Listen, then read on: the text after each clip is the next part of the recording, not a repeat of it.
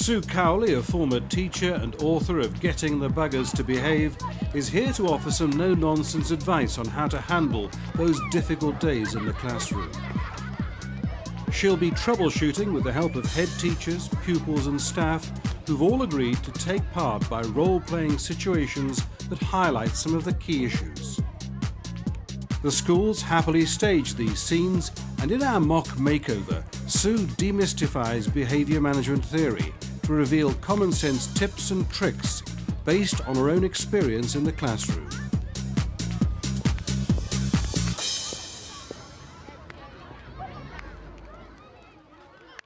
School can sometimes feel a bit like a war zone when it comes to dealing with challenging behaviour.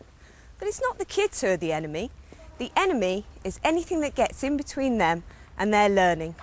Today we're going to be donning our flak jackets to deal with those upsetting skirmishes that can break out at the start of the school day. We're here at Summerfield Primary School in Winson Green, Birmingham. On the whole, behaviour here is very good, but like anyone else, they can have their bad days. Stop! Stop! Boys, stop! Stop! Get up! Can we line up quietly, please? 41-year-old Mark Heritage returned to teaching 5 years ago after a spell in industry. He's the art coordinator at Summerfield, but today he's having a little difficulty with an impromptu football match. Right, girls, line up! You're fighting with the boys to get lined up, and then while you're getting those to line up, the girls don't want to line up. By the time I got them all lined up, ready to go in, it seems like half the day's gone already. It's taken us ages, far too long to line up. Can you quietly go in, please? Stop! Stop! Hang your coats up really sensitive. Quietly! You're treading on those coats. Jordan, sit down. Right, Shammer, on your chair, please. Class, we can't do the register with you all talking. Getting them all sat down and quiet. They just don't want to listen. Raman, are you here or not? You need to be listening. I just feel so wound up, so tired at this present moment, and the day's only just began. I feel like I've been teaching a whole week. Stop suckling those chairs, please. Not hear myself speak. James. Boys. Wait, stop. Stop. Well, we've all had days that have started like that. I've been watching Mark trying to deal with some very common flashpoints of difficult behaviour. I think it's time to give him a hand. Let's not forget, Mark staged his inept start to the day. He's now gamely agreed to have it pulled apart by me. So first of all, the bell goes, and what's going on here then? Well, the boys are playing football over the back. They won't stop. Boys, stop! So you decided to actually go over to them? Yeah. What happened to the rest of the class while you're doing that? The rest of the line, the ones that did stop and line up when I asked, they sort of then start breaking up. So it's like I'm trying to fight one and then losing the other one. I'd recommend that you stay with your line and that you stand there and give it full-on non-verbal communication. So you stand there, they know the bell's gone, these boys. They might be playing, but they're aware that the bell's gone, the other classes are going in. Stand there looking really mean, give it some of the looking at your watch, yeah? Right. I'd leave it for roughly 2 minutes before you actually feel the need to go and intervene. Yeah. And most children, by the time 2 minutes is up, will have realised that something's going on. So let's have a look at the line. What's the line like at this stage? Where I was positioned, the line was okay, but then it was going out at the back, and like as I tried to get that part back in, then this part was coming like sort of out. So I was fighting one side and then like sort of losing the other, and it was like sort of just a battle up and down. You know, I'll often either position myself towards the back of a line, because it's always the rebels who are at the back, you're guaranteed, or I'll pace up and down the line and perhaps stop beside any children who appear not to be lining up correctly. Yeah. I'm a real stickler for a good straight line, eyes front, because it just says to the children, you're not coming in my school, let alone in my classroom, until you are sorted. Now we're going to go in nice and quietly. in a line to the classroom, nice and quietly. Right, lead on. So we let the line inside. What happens next? Well, that's just it. They didn't go in a nice single line. They came in with the football mentality. They were still in the as if they were like charging the pitch. They came straight into the corridor. What's going on with the coats here? The boys didn't hang their coats up. They just threw them and like sort of went into the classroom. The girls, I was distracted by the girls who were like sort of just chatting about their pencil case. They weren't taking the coats off. While I was trying to persuade those to put down the pencil case and come in, the boys were like charging into the classroom, so I was losing those as well. Yeah, I mean the problem with this sort of case where you've got a split focus within the class and you've got more than one group misbehaving is that once you try and actually deal with that kind of attention seeking, then something else kicks off behind you. Yeah. I often find it's best to actually just position yourself in front of your classroom door. This is my territory, yeah? Nobody's coming in here until we've got this sorted out, and try not to get distracted into dealing with those sort of minor incidents that can be deferred to later on. Right. So you might say something to the boys like, I've noticed what you're doing, it's not appropriate, I'm going to deal with it in a moment. To the girls you might say, you know we have a clear desk policy, we don't get anything out until Sir says so. So it's almost, until you've got them in their seats, you need to defer any of this low-level misbehaviour, which is just getting in the way of you getting on with the lesson, isn't it? Yeah, it is.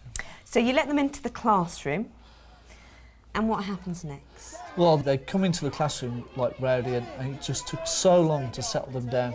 I was asking them to stop and stop and stop. And you were starting to shout a little bit. Yeah, they weren't listening, they were too engrossed in what they were doing. Stop! Stop! Some teachers in this situation will make the mistake of trying to use their voice Yeah. to control the level of noise. And once the noise gets to a certain level in a classroom, no matter how loud you shout, and it is doing your voice damage, no matter how loud you shout, the children aren't going to hear you. Yeah. And in this sort of situation, I'd always say try some sort of non-verbal signal. So you might just simply stand with your arms folded, looking at your watch, the expression on your face saying, what do you think you're doing? You're wasting lesson time. You might try something else which is a little bit unusual. You might start writing a little message to the class saying, if you won't all be quiet within the next 3 minutes, then you are going to force me to have to give you some sort of sanction. And by the time you're halfway through writing that, they'll all be looking at you. You've got some issues with the furniture here as well, haven't you? Because the tables are quite close together, they're like sort of leaning across each other and like chatting. So the talking is not just confined to their table, it's like sort of going across the tables because of the because they're quite close together. Yeah, it's starting to spread, isn't it? Yeah. Now, obviously, this is going to be constrained by the space you have in your classroom, but it's often worth looking at the classroom and thinking, is there any other way I can arrange the desks so that there's more room between the tables? Because they're children, and it's natural that if they're close to each other, they're having a quick chat about, probably about that infamous football game that was going on after the bell. Okay, can we stop for the register, please? Okay, stop for the register. Quiet, please. Now, at this point, you're trying to take the register. How are you feeling at this stage, Mark? Well, I'm feeling really tired. My voice, I'll say, is really sore and quite frustrated. Stop. That table, can we just stop? This, I didn't want to be thinking about. I wanted to be thinking about the lesson that's going on. Yeah, it's and so like, frustrating, not- isn't it, when you can't actually get the lesson Yeah. underway. Now, as you're trying to take the register, and if the children are still talking when you're waiting to actually start, then I always say that the pause is a very, very powerful technique. Yeah. So before you start, you wait for silence. As you're taking the register, you say a name and somebody's talking over it. That's not acceptable. And Alia. So you just pause. Instead of jumping out with your voice, you instead take a step back and you just show that that's not acceptable just by stopping for a Ramen, moment. are you here or not? Yeah. Right. And then you can combine that by actually getting down on the level with the children. In some situations, I'd be tempted to just start right from the beginning. Every time a child talks over me, Stop. right, we'll start the register again. When you do that, it can feel like you're wasting lesson time. But what you're saying to the children is, my expectation is total silence when I'm taking the register. Rosie! Rosie, no, you need to listen. Okay. It's not funny.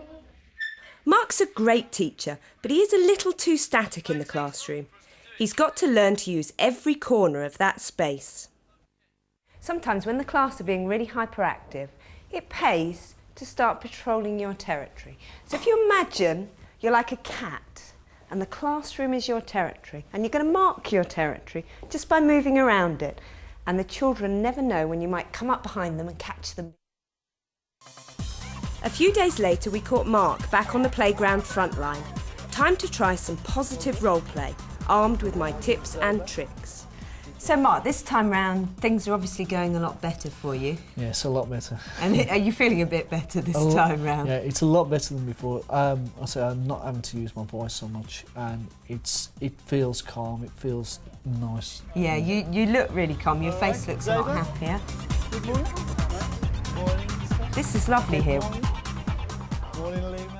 When they smile back at you, it's like sort of you can see that they appreciate that. So. And you're really focusing on the children who are doing what you want, as opposed to, well, they are all doing what you want because they can see that that's the way to get your attention. Right, would you like to lead?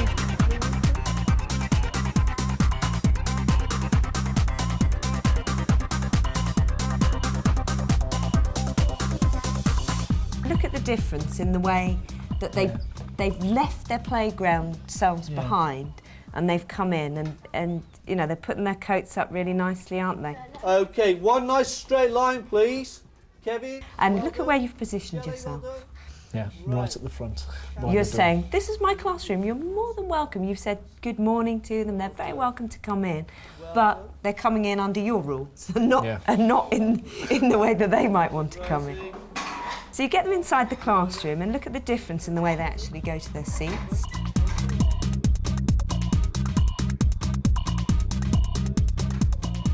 I think the spacing between the tables has helped lots as well. Yeah, so there's not all that physical banging against each other and that there's somebody just behind their shoulder who they might have a chat to. Well done, this table. And now you're actually waiting to take the register, and you're waiting. What are you waiting for? I'm waiting for those children to be just the way they Just the should way be. you want them, completely silent.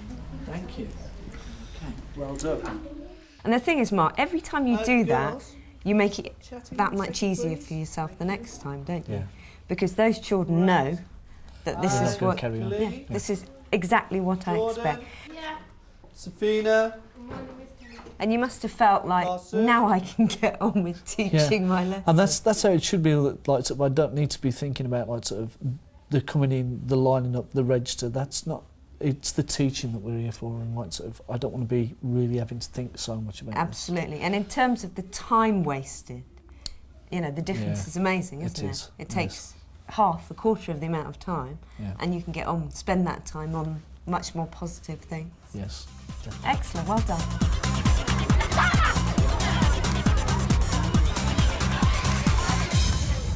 Halima. Here. Ahmed. Here. Khalid. Here. Jordan. Here. Safina. Here, sir. Well, those are a few ideas to help the start of your school day run a bit more smoothly. Yeah. Remember, they're not rules, they're just common sense strategies that have worked for me. Cowley. Yes, sir. Join me next time for some more useful tips. Zeba.